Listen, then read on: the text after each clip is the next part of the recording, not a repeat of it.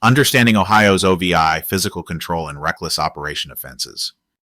Welcome to this comprehensive guide that will clarify three distinct charges: operating a vehicle under the influence, OVI, physical control, and reckless operation. Understanding these differences is vital for anyone facing such charges in Ohio.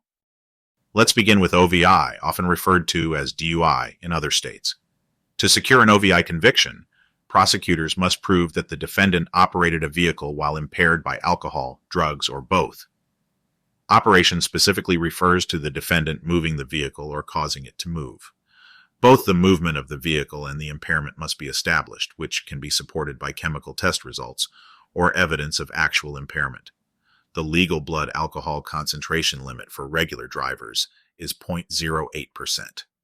Commercial drivers face a stricter limit of 0.04%, while drivers under 21 are subject to an even lower threshold of 0.02%.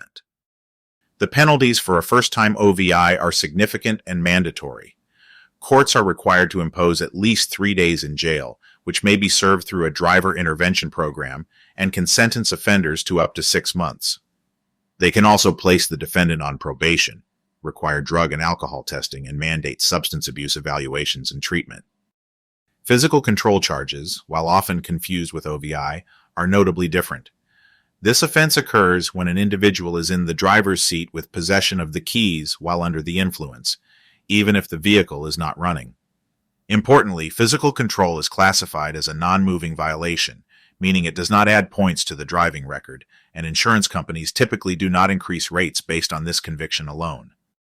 Reckless operation focuses on dangerous driving behavior, regardless of impairment.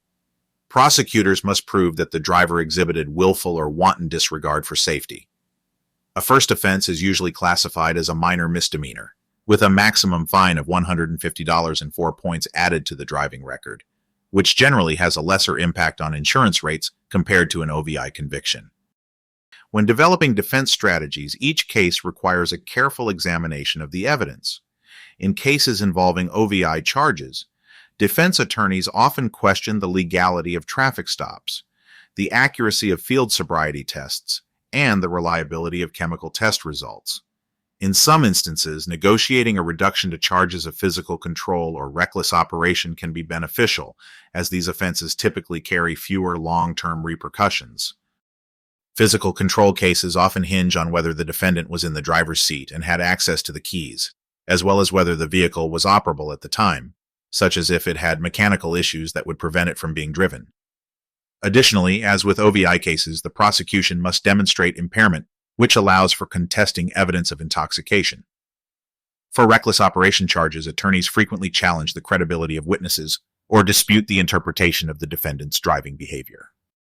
A significant advantage of physical control and reckless operation charges is that they do not count as prior offenses in future OVI incidents. This aspect can be particularly relevant during plea negotiations, as it offers protection against harsher penalties for any subsequent offenses.